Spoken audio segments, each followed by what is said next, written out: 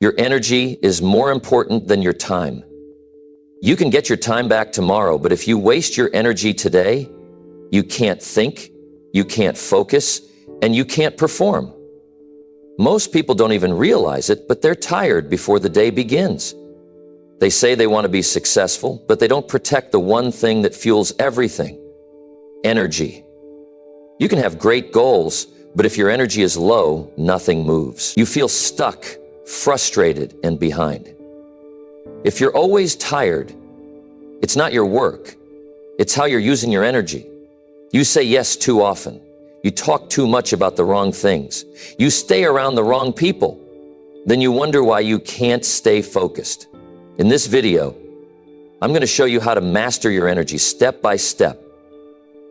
Once you do that, everything gets better: your mind, your focus, your results. Stay with me.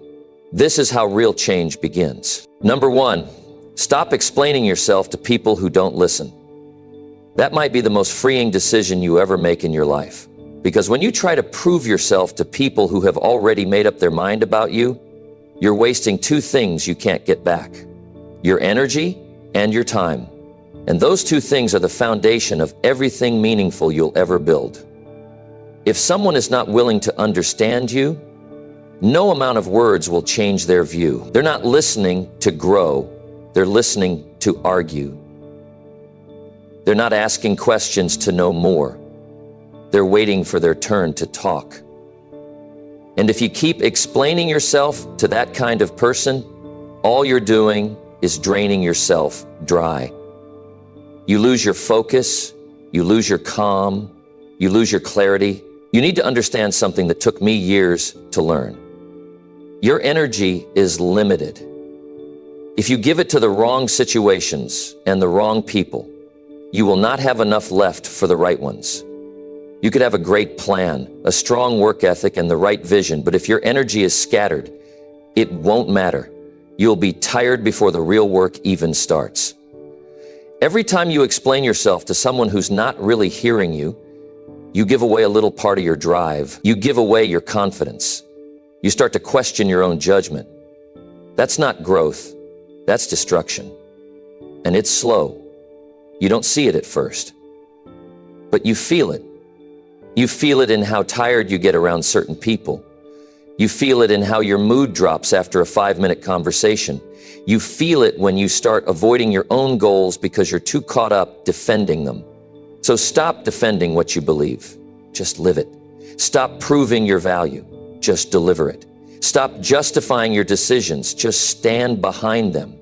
The people who really matter won't need explanations. They'll see the work. They'll respect the discipline. They'll notice the effort. The ones who demand constant explanations are the ones who are secretly hoping you doubt yourself. And when you stop explaining yourself, they lose their grip on your life. You owe it to yourself to protect your peace. If someone doesn't respect your time, stop giving them your presence. If they mock your vision, stop giving them your voice. If they twist your words, stop giving them your truth. Your job isn't to win everyone over. Your job is to stay true to what you know is right for you. Because when you spend your energy explaining, defending, and correcting, you're not moving forward. You're standing still. Worse, you're sinking. Now, I understand why people explain themselves. I really do. You want to be understood. You want to be seen. You want to be accepted. That's human. But you have to realize not everyone is meant to understand you. Not everyone deserves access to your thoughts. Not everyone should have the power to pull your attention. And the sooner you realize that, the stronger you get. You stop chasing opinions.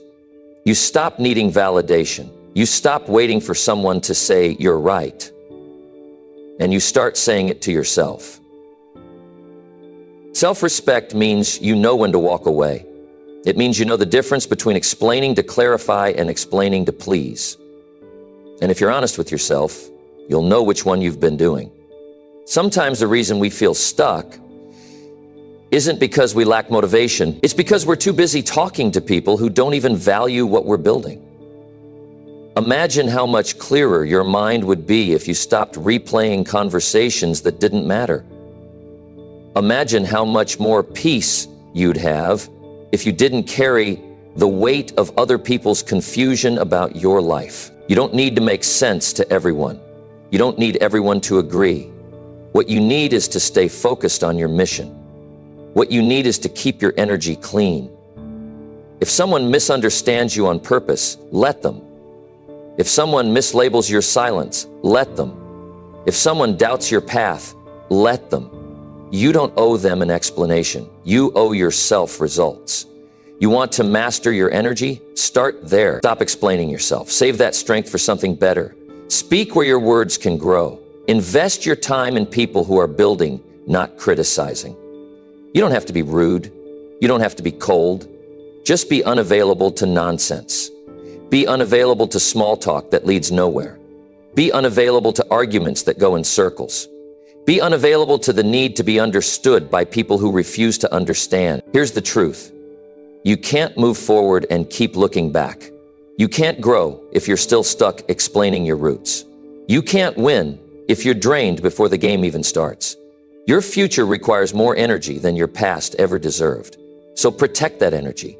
Guard it like your future depends on it, because it does. Every successful person you know has learned this lesson. They don't waste their mornings fighting to be heard. They don't chase opinions. They don't over-explain their moves. They let their results speak. And that's what you have to do. Let your growth be the response. Let your discipline be the answer. Let your peace be the final word. Some people won't understand your silence. That's okay. Some people won't get why you stopped talking. That's okay too. You're not angry. You're just focused. You're not distant. You're just protecting what matters. And when you do that, when you finally stop explaining yourself, you'll feel something powerful, freedom. Freedom from approval, freedom from noise, freedom from trying to fix what was never your job to fix. And that's when your energy starts to rise. That's when you get your clarity back. That's when your mind starts working again. You start showing up with purpose. You start finishing what you start. You stop hesitating. You stop second guessing. You move, you act, you grow. So I'll tell you one more time, not to convince you, but to remind you of what you already know. Stop explaining yourself to people who don't listen. They're not your problem. Your energy is.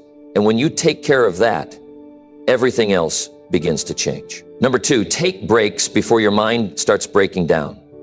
Most people push themselves too far and then wonder why they can't think straight. They wait until their body crashes, their mind shuts down, and their motivation disappears. But energy doesn't vanish all at once. It fades slowly.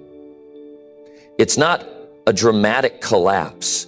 It's small moments of neglect. And one of the biggest mistakes you can make is refusing to pause when your mind is asking for rest. You don't need to wait for burnout to know you're going too far. The signs show up early. You feel irritated for no reason. You find it harder to focus. Simple decisions start feeling like pressure. Your patience runs thin. You become numb to what used to excite you. That's not laziness, that's mental fatigue. And if you don't take it seriously, you'll end up stuck in cycles that keep repeating because your mind doesn't have space to create something better. Rest is not a luxury, it's part of the process. And if you ignore that, you'll pay for it with confusion, mistakes, and a lack of progress. The goal isn't to work nonstop. The goal is to stay clear, consistent, and sharp. And you can't do that if you're tired all the time. You can't master your energy if you don't know when to pause. Taking a break doesn't mean you're giving up. It means you care enough about your goals to protect the mind that's going to reach them. If your mind shuts down, your ambition can't carry the load. You can't build anything strong from a weak mental state. And too many people walk around exhausted, pretending they're fine, performing routines with no soul in it. That's not strength. That's damage hiding under discipline. It's easy to fall into the trap of doing more. Pushing yourself feels productive. But if you're not thinking clearly, what exactly are you producing? More mistakes? More confusion? More rework? That's not forward motion. That's mental spinning. Taking breaks is not about being lazy. It's about being wise enough to know when your best thinking has left the room. You don't need a week off to reset. Sometimes you just need 10 minutes with no noise. Sometimes you need to walk away from the screen and breathe. Sometimes you need to get outside, look up at the sky, and let your thoughts slow down. Because when your mind slows down, your clarity rises, and clarity is what helps you make strong decisions. You don't need to be on all the time. That mindset will break you. You're not a machine. Even machines have cooling systems. Even the best cars need to be turned off. But somehow we expect our minds to keep running no matter how cluttered, how overwhelmed, or how disconnected we feel. That's not discipline, that's neglect. What you need is rhythm. Push hard, then rest. Go deep, then recover. Think big, then recharge. That's how you master your energy.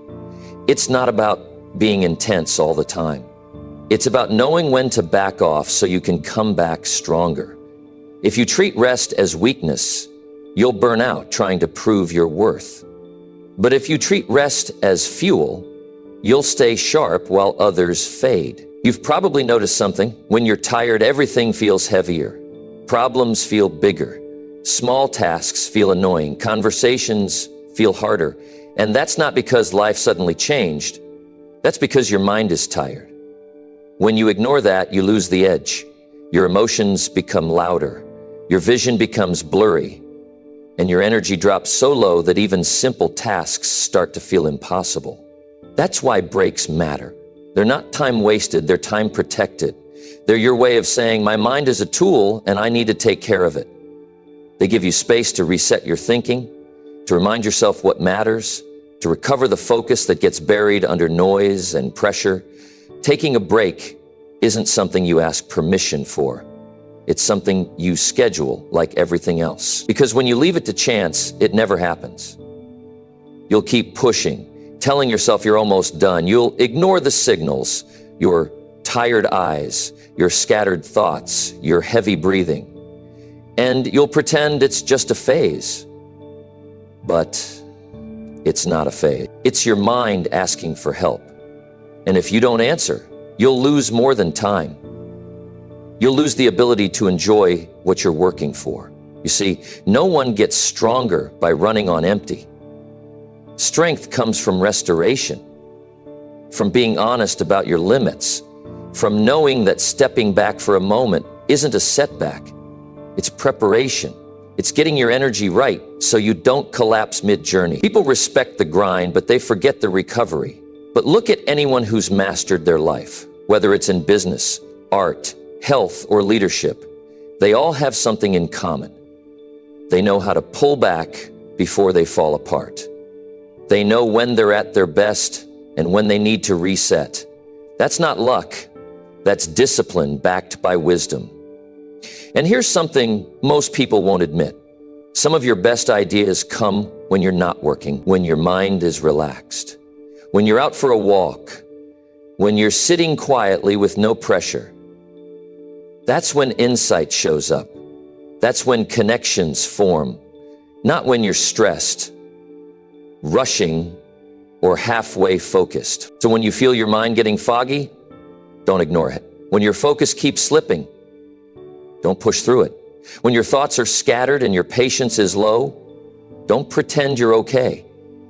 Step away, breathe, reset, do something different. Step into silence, step into stillness, step into space that allows you to hear your own thoughts again. This isn't about slowing down your success. It's about making sure your success is real, steady, and sustainable. What's the point of reaching your goals if your mind is falling apart in the process? What's the use of achieving something big if you're too exhausted to enjoy it? That's not the path you want. You want energy that lasts, clarity that stays, focus that shows up when it counts. And you get all of that by knowing when to rest. Don't wait for your body to shut down. Don't wait until you get sick. Don't wait until your mind is too numb to care. Master your energy by listening early, responding early, resting early. That's the kind of power that doesn't burn out. That's how you keep going, not by pushing harder, but by knowing when to stop. If you truly want to master your energy, don't just focus on what you can do, focus on what you should pause. Pay attention to your mind. It will always tell you when it needs a break. The question is, will you listen or will you keep pushing until you crash? You choose. You can either build a strong mind with smart rest, or you can break it by ignoring what it's trying to tell you. Take breaks before your mind breaks down. That choice will make all the difference. Number 3, limit small talk that kills your mental sharpness. Mental sharpness is not something you just wake up with. It's built, it's earned, it's protected, and one of the fastest ways to lose it is by letting too much useless conversation take over your day. People think words don't cost much, but they do. Every conversation pulls from your focus. Every minute you spend locked in small talk is a minute you're not using to think clearly, to plan, to act, or to solve real problems. That might not sound like a big deal, but over time it weakens your attention and makes your thoughts feel scattered. Small talk is everywhere. It starts with casual greetings that go nowhere. It turns into endless comments about the weather, the news, someone else's life, things that don't impact you at all. And before you know it, you spend an hour using your energy on nothing meaningful. You didn't grow. You didn't build. You didn't improve. You just stayed busy. And mental sharpness is not about being busy. It's about being precise. Now, I'm not saying you have to walk around being cold or silent. What I'm saying is you have to choose who and what you give your mental space to. Some conversations sharpen you. They challenge your thinking. They open your eyes. They build ideas. You walk away feeling more aware, more focused, more alive. But that's not small talk. That's real communication. That's rare. Small talk kills sharpness because it trains your mind to stay on the surface. It keeps your brain bouncing between low-level subjects that don't require real thought. It pulls your focus away from things that matter, and it creates this false sense of connection. You feel like you're interacting, but there's no depth, no progress, no clarity, just noise. And when your mind gets used to noise, it starts avoiding depth. You lose your ability to think deeply, to sit with silence, to process complexity. Sharp minds are built in quiet spaces. They're built in moments of reflection. They're built by asking questions that matter, even if they're uncomfortable. If all your conversations are easy and shallow, you won't develop the strength to handle hard thinking. You'll get used to distraction. And the more distracted you are, the less control you have over your focus. You have to start protecting your energy from empty talk. It doesn't mean you can't be friendly. It means you stop giving your time to repeated conversations that go nowhere. It means you notice when someone's only trying to pass time, not grow. It means you recognize when your brain starts drifting because it's bored, not because you're lazy. Mental sharpness requires that you be aware of how you use your words and how others use theirs. There are people who love small talk because it keeps them from facing their own thoughts. And they'll pull you into that rhythm if you let them. You'll find yourself repeating the same stories, the same gossip, the same surface opinions, and you won't even notice how tired your mind feels afterward. But it shows up later. You'll try to focus on something important, and you'll struggle. You'll try to write, plan, solve, and you'll feel slow. That's not random. That's the cost of letting your focus leak into useless places. Every sharp thinker I've ever known guards their space. They don't waste words.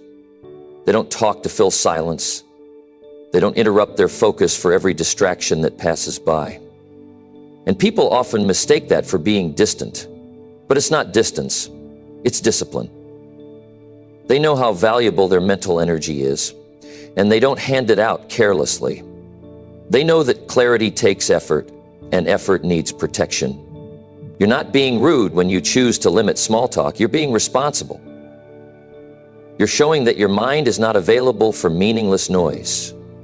You're choosing growth over distraction. You're training yourself to value quality over comfort.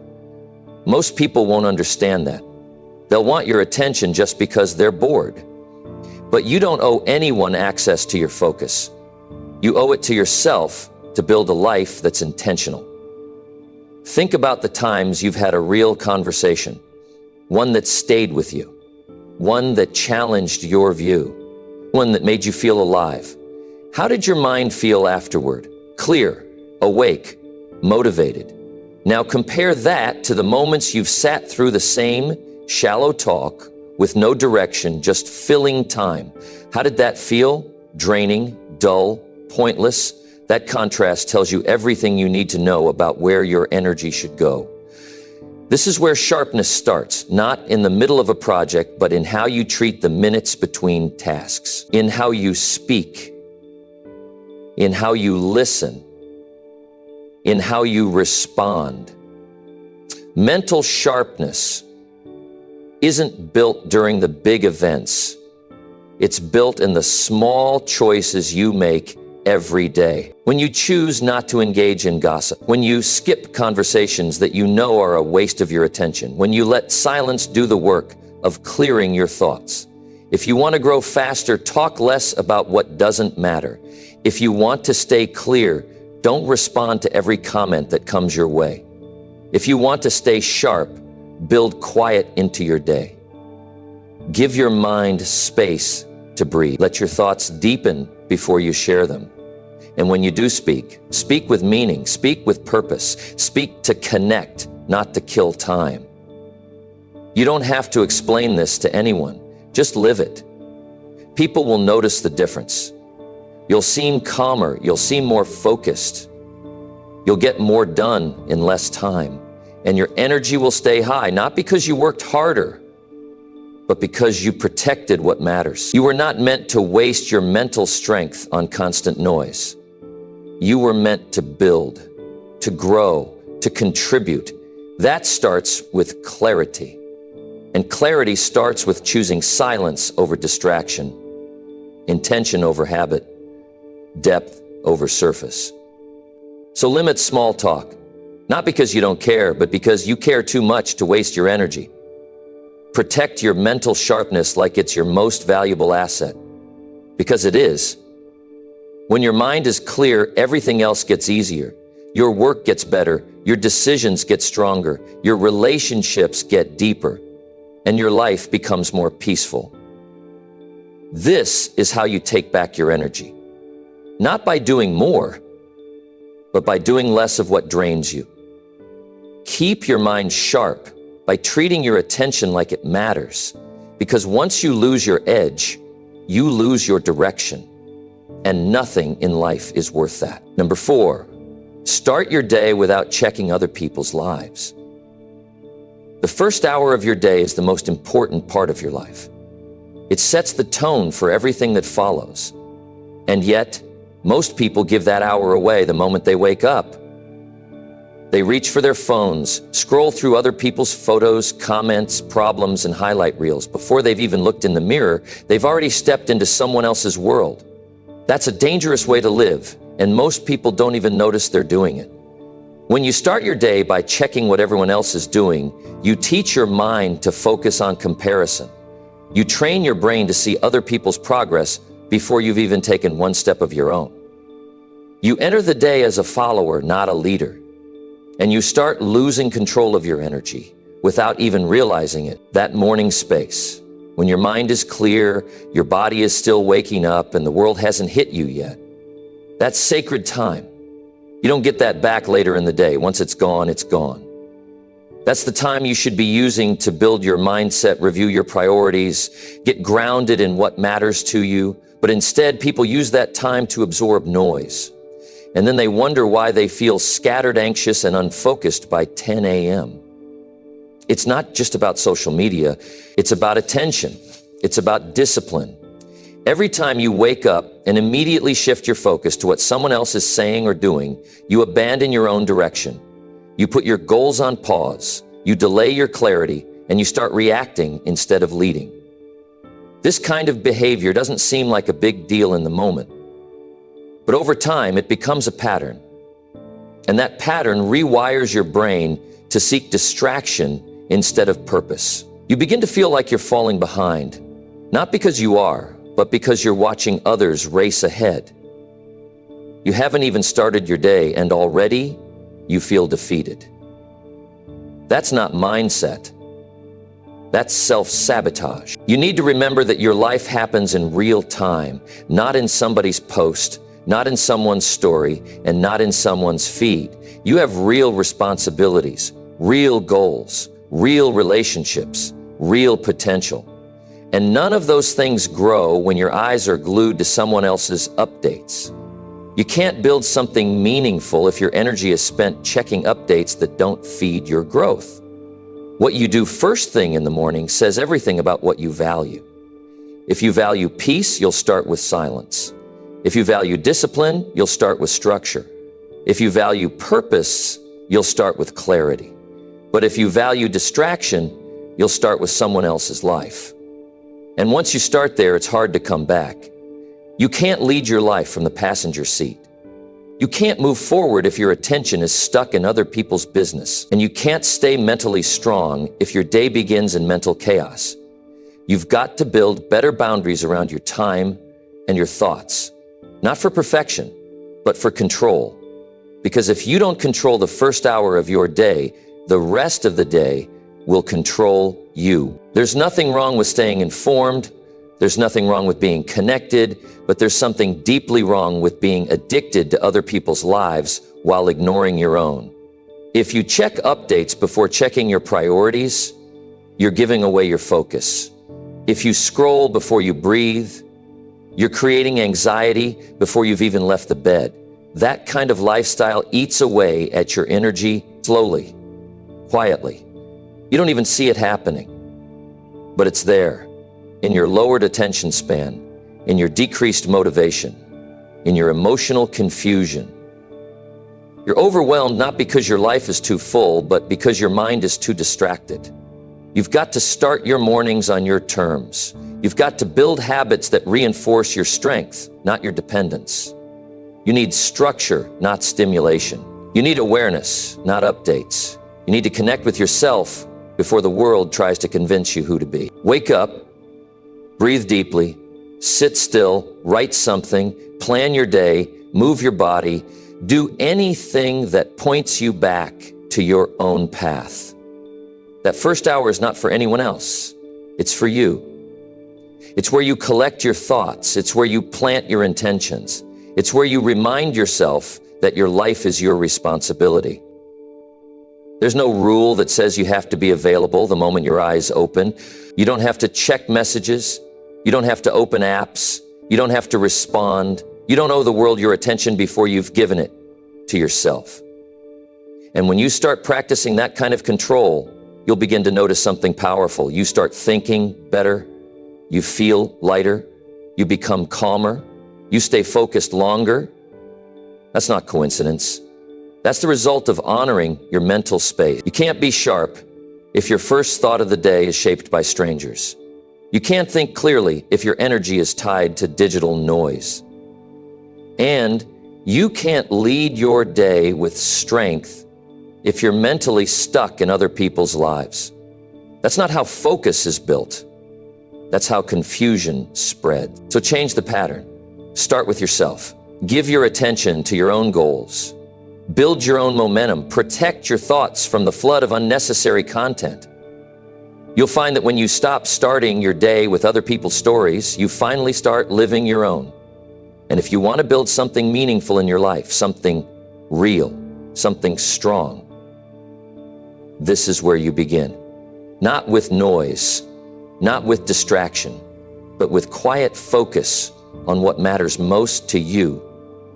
Start your day without checking other people's lives, not because you're trying to ignore the world, but because you're trying to build one that's worth waking up for. Number 5, walk alone sometimes to hear your own thoughts. Most people never hear their own thoughts because they're never alone long enough to listen. From the moment they wake up to the moment they go to bed, there's always noise, messages, conversations, notifications, entertainment, background chatter. They fill every quiet moment with something.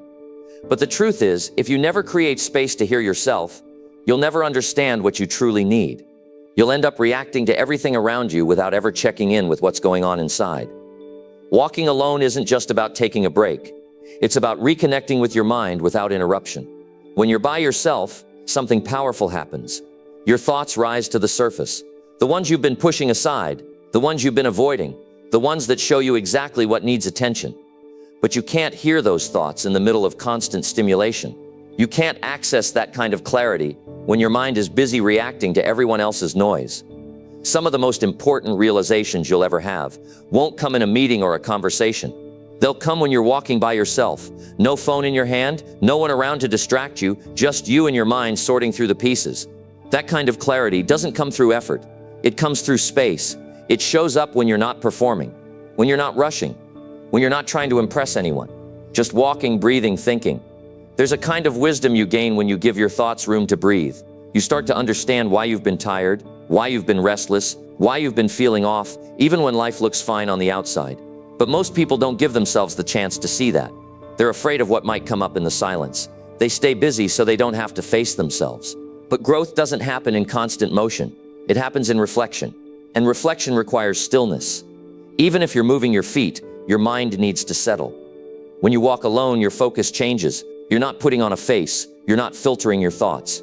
You're just present. You notice how your body feels. You notice how your mind wanders. You notice the ideas that keep repeating. And if you're honest with yourself, those are the thoughts you need to address, not the ones you're pretending don't matter, the ones that keep showing up when there's no one around to distract you. You need that. You need that level of honesty, because you can't improve what you keep ignoring. You can't solve what you don't understand.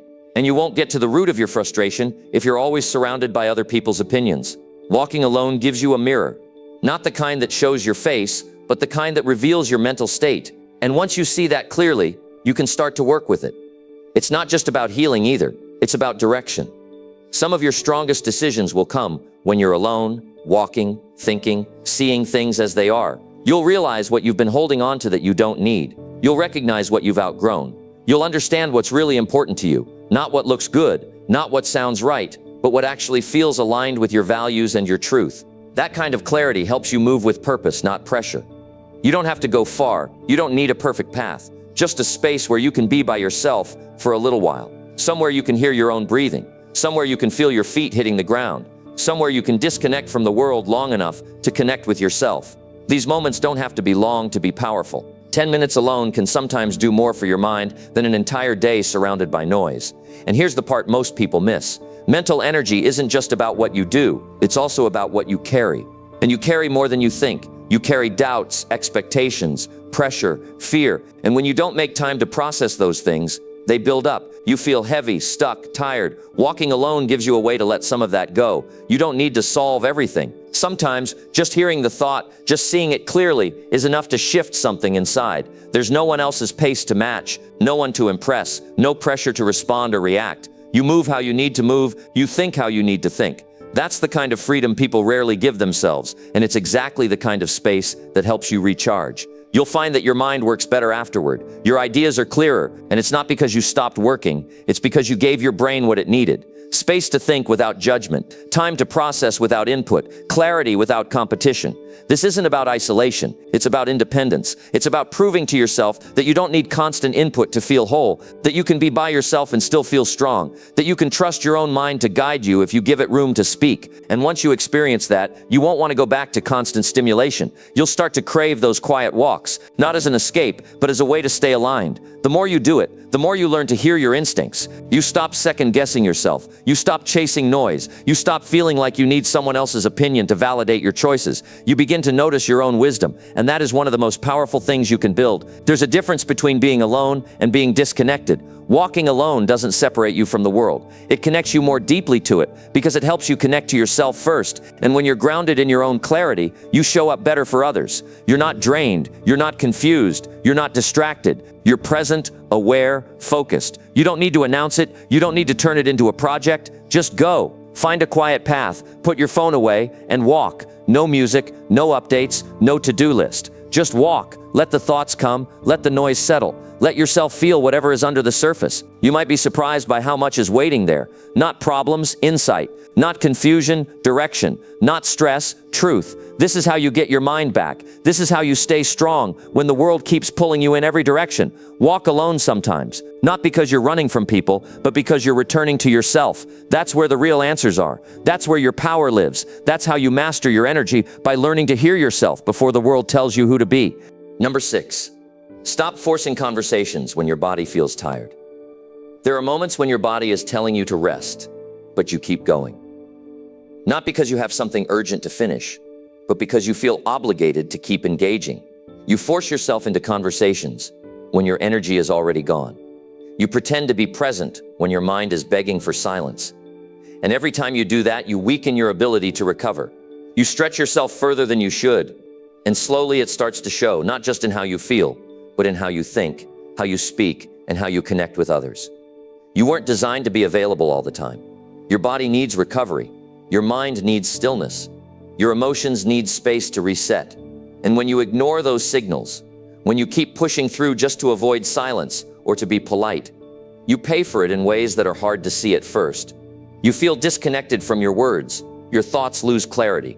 You become short-tempered. You lose patience in conversations that used to feel easy. That's not a personality shift. That's fatigue trying to get your attention. There's nothing wrong with pausing. There's nothing wrong with saying, I'm too tired to talk right now. That's not rudeness. That's responsibility. That's awareness. That's maturity. When you stop forcing conversations that drain you, you protect your energy. You respect your limits, and you give yourself a chance to come back stronger, clearer, and more honest. Too many people think they have to be available 24/7. That if someone starts a conversation, they have to respond. That if someone needs attention, they must give it, no matter how they feel inside. But that kind of thinking leads to emotional burnout, because you're giving from a place that's already empty. You're offering energy you don't have, and over time that turns into resentment, exhaustion, and confusion. You can't fake connection. When your body is tired, your presence suffers. You're there in the room, but not in the moment. You nod along, you try to keep up, but your mind is somewhere else, trying to catch its breath. That's not communication, that's survival. And it's not healthy for you or for the person you're speaking with, because neither of you is getting what you truly need, authenticity. It's okay to take space. You don't owe anyone your attention at the cost of your health. You don't have to keep talking when what you really need is sleep, quiet, or just a moment alone. People who care about you will understand. People who respect energy will appreciate it. And the ones who don't, well, that tells you something important. That tells you they care more about being heard than about hearing you. And that's not the kind of connection you need to pour into when you're low on energy. There's a time for everything. There's a time to listen, a time to speak, and a time to step away. Knowing when to step away is part of mastering your life. Because when you pause, you're not quitting, you're preserving. You're giving yourself the space to come back with clarity, strength, and truth. Most people don't realize how much energy conversations take. It's not just words, it's focus, emotion, memory, understanding, presence. All of that requires mental and physical energy. And if you're drained, you won't be able to give it fully. You might pretend you are, but deep down you'll feel the disconnect. You'll feel the pressure. You'll feel like you're performing instead of engaging. And over time that becomes your norm. You get used to forcing it. You get used to pretending. And eventually you forget what real meaningful communication even feels like. You start avoiding people. Not because you don't care, but because you've conditioned yourself to associate connection with exhaustion. That's a dangerous place to be. You don't have to wait until you break down. You don't have to keep pushing until you snap. You can start choosing moments of rest now. You can decide to listen to your body. You can allow yourself to step back when the energy isn't there. That's not selfish. That's intelligent. That's sustainable. When you do this, something powerful happens. You begin to trust yourself more. You begin to listen to your needs. You begin to respect your limits, not as weaknesses, but as signals. You become more intentional with your time. You become more selective with your energy. And that changes how you show up, not just in conversations, but in every part of your life.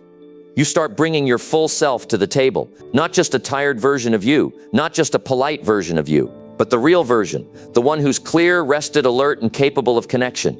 And when you speak from that place, your words carry more weight. Your presence is more powerful. Your mind is more focused. People feel that. People respect that. You don't need to explain it to anyone. You don't need to apologize for taking care of yourself. You just need to do it. The people who value your presence will value your process. They won't take it personally when you say, "I need a break." They won't judge you when you step away. They'll know that when you do return, you'll bring value, clarity, and real energy, not just noise. Some of the most successful people in the world protect their time with discipline, not because they're antisocial, but because they understand that tired minds make poor decisions, that burnt-out bodies lead to weak execution, that emotional fatigue leads to mistakes, miscommunication, and frustration. They guard their energy like it matters because it does, and so should you. You don't need to be in every conversation. You don't need to respond to every message. You don't have to attend every gathering. It's okay to say no. It's okay to say, "I'm not available right now." It's okay to rest without guilt. In fact, it's necessary, because you can't grow if you're always drained. You can't stay sharp if you're always scattered. You can't give your best if you're always forcing it. Mastering your energy means knowing when to engage and when to pull back, when to speak and when to stay quiet, when to connect and when to recover. Every time you force a conversation when your body is tired, you lose a little bit of your edge. You weaken your clarity. You dilute your presence, and you teach yourself that other people's comfort is more important than your well-being. That's not sustainable. That's not powerful. That's not you. So stop forcing conversations when your body feels tired. Stop pretending to be okay when you need rest. Stop draining your energy to keep the peace. Start listening. Start honoring what your body is telling you. Start choosing moments of pause so you can show up stronger later. You'll think clearer. You'll speak better. You'll feel lighter. And you'll notice something you haven't felt in a while. Real energy. The kind that doesn't need caffeine or noise to survive. The kind that comes from being aligned with yourself. That's what you're really after. Not constant connection, but meaningful connection. Not endless talking, but powerful communication. Not burnout, but balance. And that begins the moment you decide that your energy matters more than anyone's expectations. So take that step. Give yourself that space. Rest when you need it. Pause when it's necessary. And trust that your best self doesn't come from pushing harder. It comes from knowing when to stop. Number 7, keep your circle small so your peace stays big. Most of the stress in life doesn't come from what you're doing. It comes from who you're doing it around. You could have a simple plan, a focused mind, and clear goals. But if your environment is full of noise, drama, and negativity, your peace will never last. It doesn't matter how disciplined you are or how sharp your vision is. If the people close to you are constantly pulling you off track, you're going to lose time, energy, and clarity every single day. You don't need a crowd around you to grow. You don't need to be surrounded by 10 people who don't understand your direction. You need 2 or 3 people who actually get it. People who respect your time. People who support your vision. People who know how to listen without turning everything into competition or comparison. When your circle is small, your mind is quieter. You don't have to second guess every word you say. You don't have to explain every decision you make. You don't have to deal with fake support, silent jealousy, or disguised negativity. You don't need to be cold to protect your peace. You just need to be clear about who gets close, because peace doesn't come from isolation. It comes from boundaries. You can be surrounded by people and still feel alone, misunderstood, or drained. And you can be with a small, tight circle and feel stronger, lighter, and more focused. That's the difference. Some people are only around because of access. They don't really care about you. They care about what they can take from you. Your energy, your attention, your ideas. And the more access you give them, the more they start to feel entitled to your life. They start expecting things from you without giving anything meaningful in return. That's not friendship. That's a transaction. And the more of those you allow, the less peace you'll have. Because peace can't survive where there's imbalance. You weren't meant to carry everyone.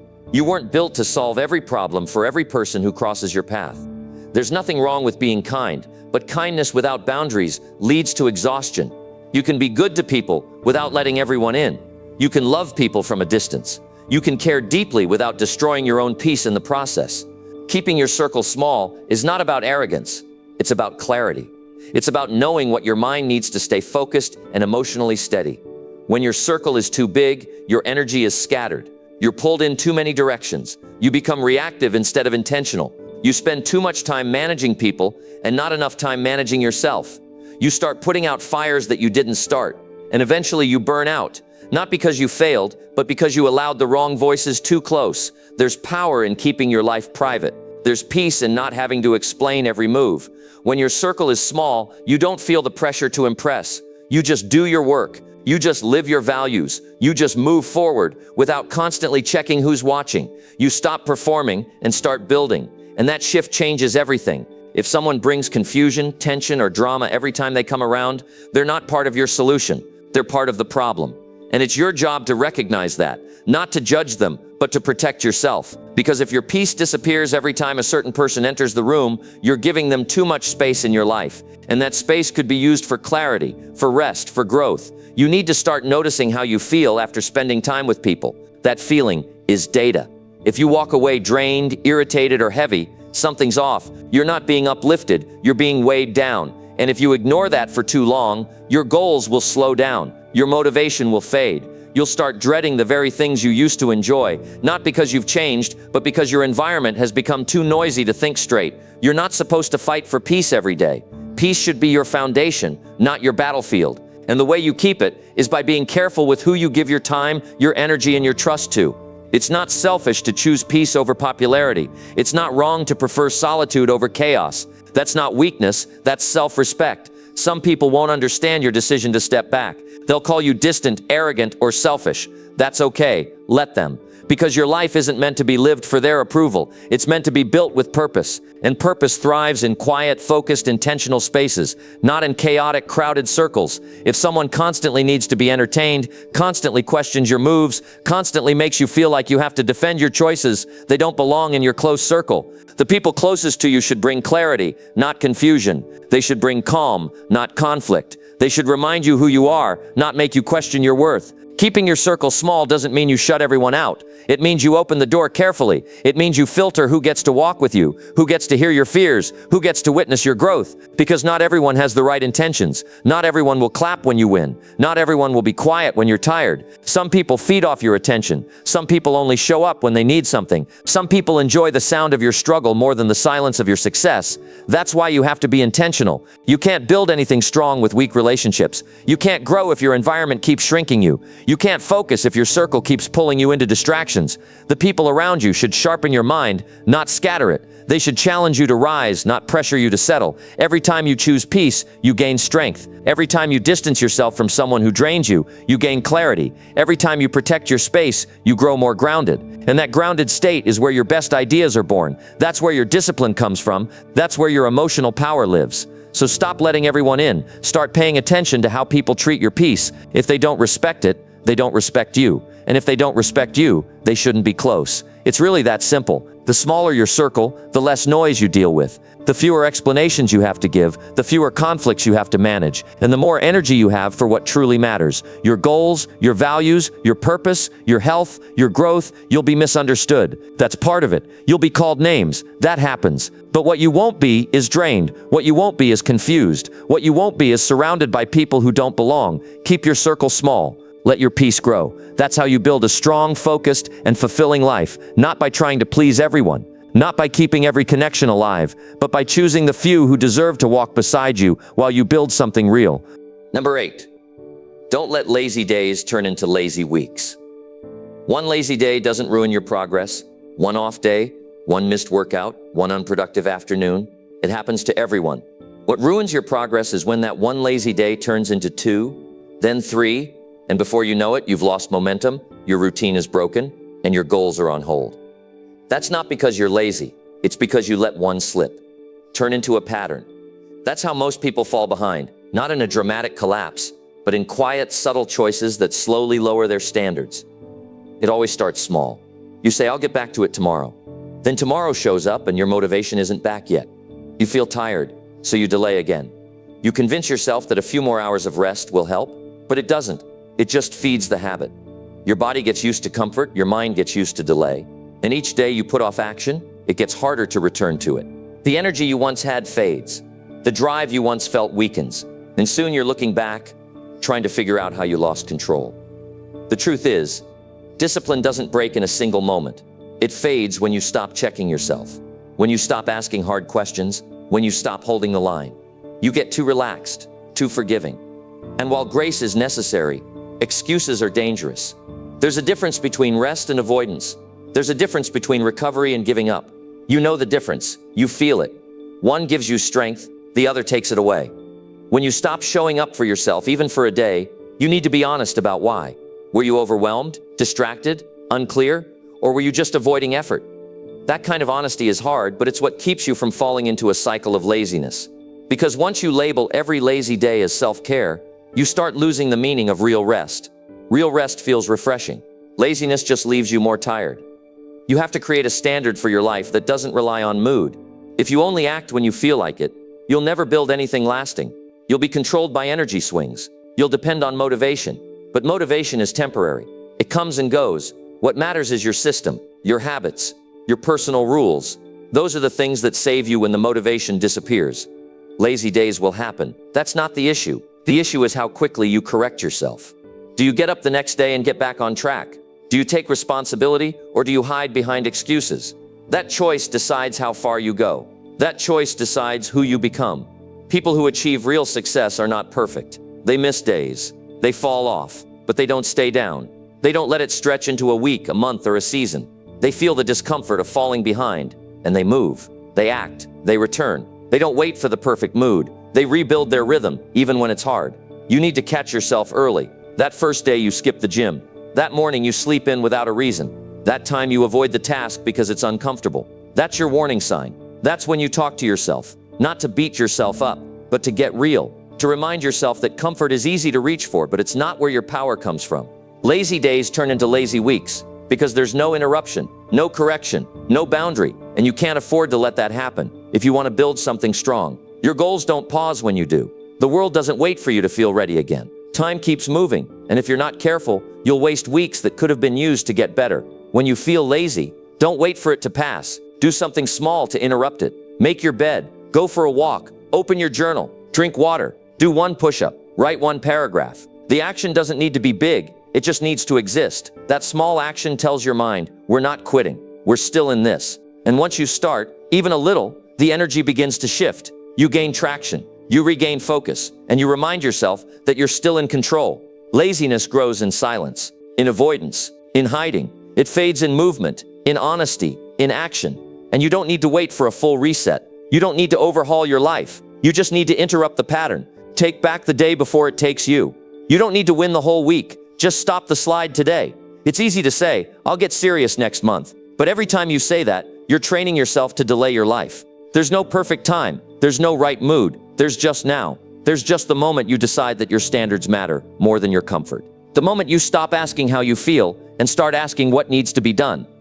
Some people waste years, stuck in a cycle that started with one lazy day, one skipped task, one, I'll do it later. It became a habit. Then it became a personality. Then it became regret. Don't let that be you. Don't let a slow moment become a slow life. Don't let short-term comfort steal long-term strength.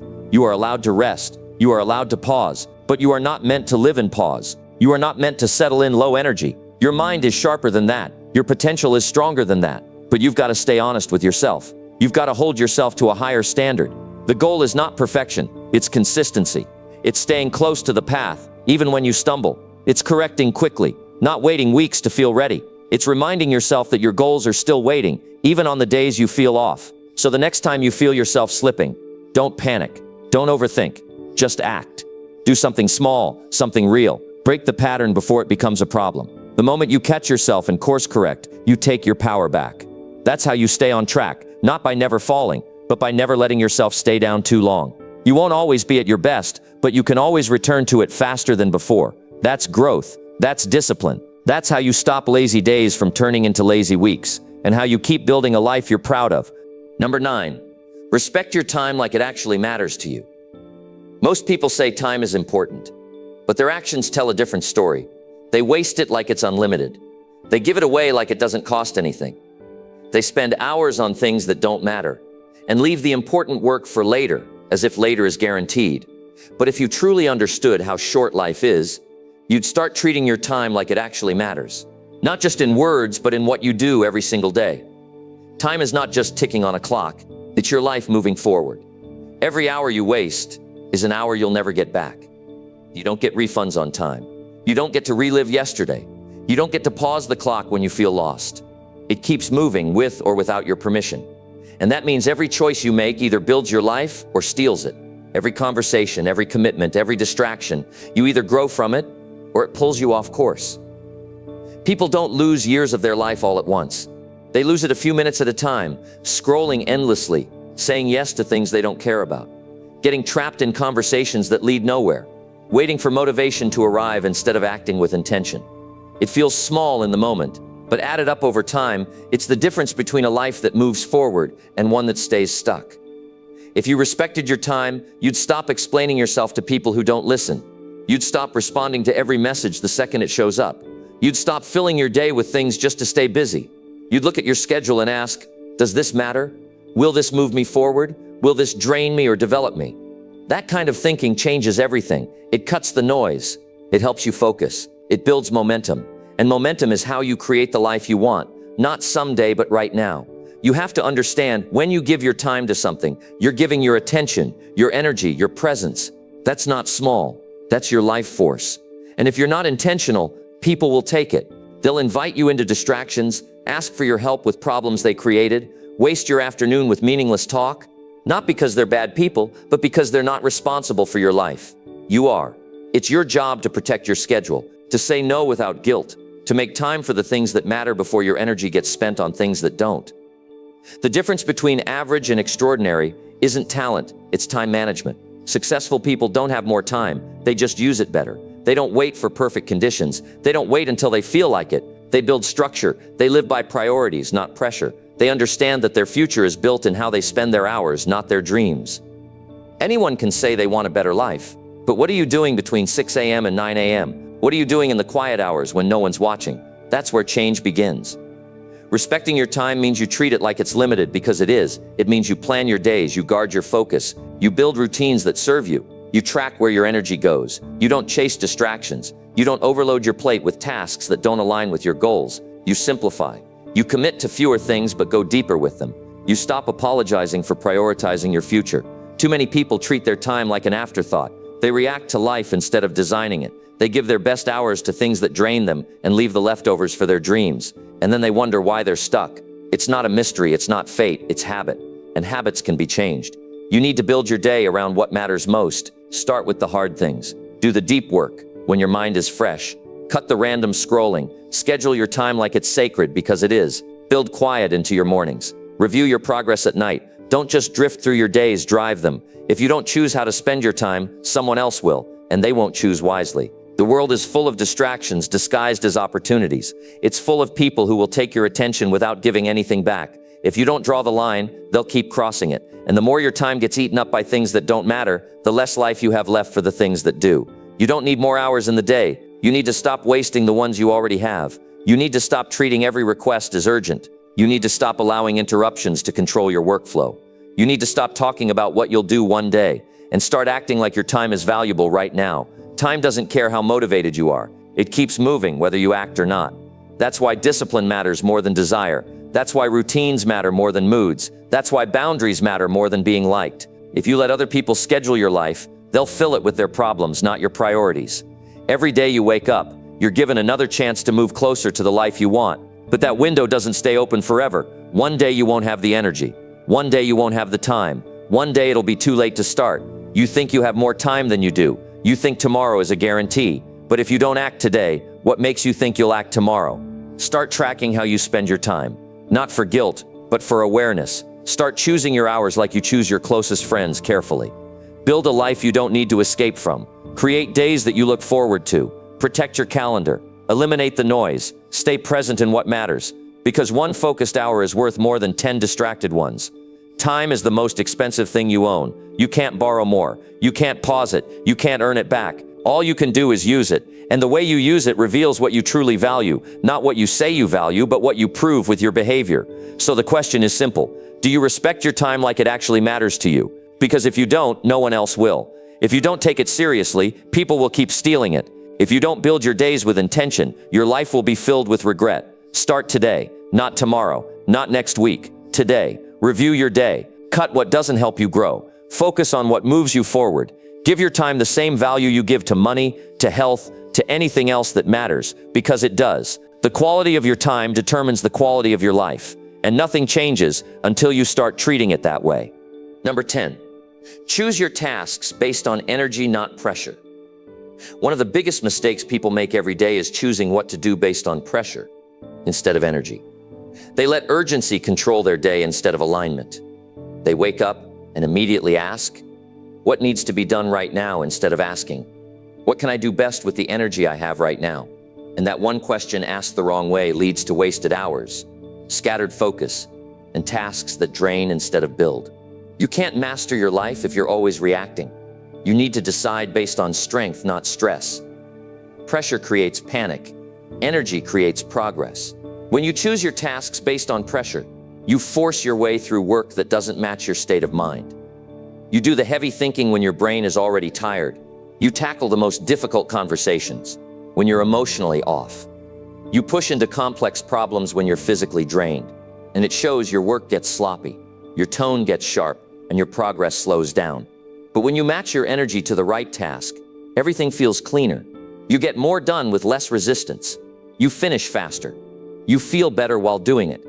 This doesn't mean you avoid hard things. It means you do them at the right time. You use your high energy moments for deep work, creative tasks, problem solving, planning. You save the low energy slots for repetitive work, simple decisions, or recovery.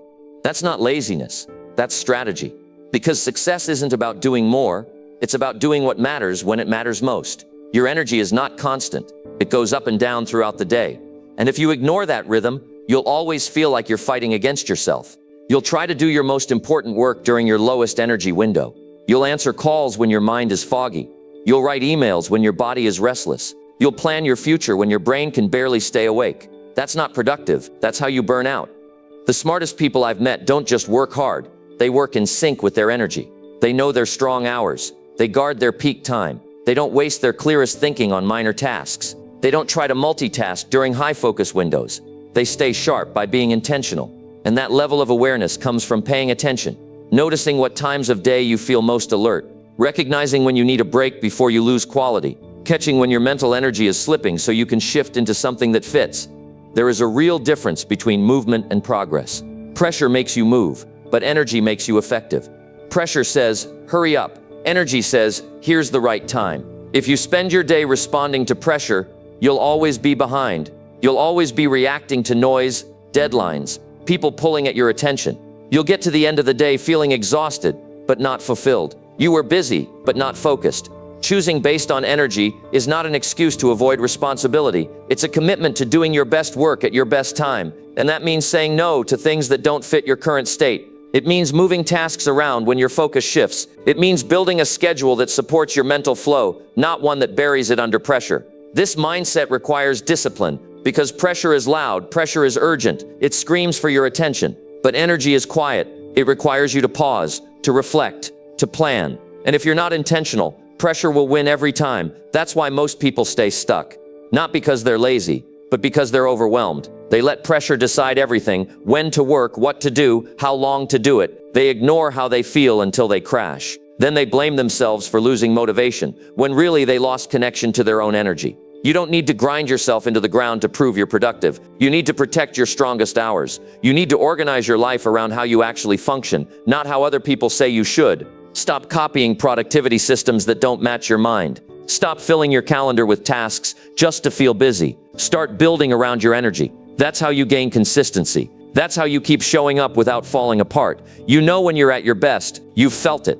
The hours when ideas come faster, when conversations flow better, when decisions feel easier, those hours are gold. And if you keep trading them for distractions, shallow work, or unnecessary meetings, you're giving away the best part of your day to things that don't matter. And what's left for your goals? The leftovers. That's not how you build excellence. Choose your tasks with intention. When you feel strong, do the heavy lifting, mentally and physically. When you feel scattered, take a walk, shift to something lighter, recharge. Don't force your way through something that needs clarity if your mind is already foggy. Don't try to be creative when you've got nothing in the tank. Save that for when your energy returns. And it will, if you stop draining it with tasks that don't match your rhythm. The more you live this way, the more self-aware you become. You start predicting your energy. You build a pattern that works with you, not against you. You stop crashing in the middle of the day because you planned around your own flow. And your productivity becomes sustainable, not a sprint followed by a breakdown, but a rhythm you can live with for years. You don't need a packed schedule. You need a smart one. You need a calendar that reflects your priorities and respects your energy. You need to stop measuring success by how much you did and start measuring it by how well you used your best hours. Did you move your real goals forward? Did you protect your creative windows? Did you rest when it was time to rest? This is how you build power, not by pushing blindly, but by learning to manage your own resources. Energy is your most valuable resource. Not time, not money, energy. Because without energy, your time is wasted. Without energy, your money means nothing. And if you don't respect it, you'll always feel behind, no matter how hard you work. So stop chasing pressure. Start noticing your energy. Plan your days based on what you can give, not what others expect. And watch how much more you accomplish when you align with your natural strength. That's not lazy, that's intelligent, that's sustainable, and that's how you build a life that works. Not just once, not just for a season, but for the long run. Choose based on energy. Live with intention. Build with clarity. That's how real progress is made. Mastering your energy is not about doing more. It's about doing what matters, when it matters. If you want better focus, stronger habits, and real progress, protect your energy like it's your most valuable asset, because it is. Say no to what drains you. Build routines that give you strength. Take your power back by choosing how you show up each day. This isn't theory, it's real life. If your energy is strong, your results will follow. So start today. Be honest with yourself. Stay disciplined. And remember, when you master your energy, you master your life. That's the difference maker. That's the real edge.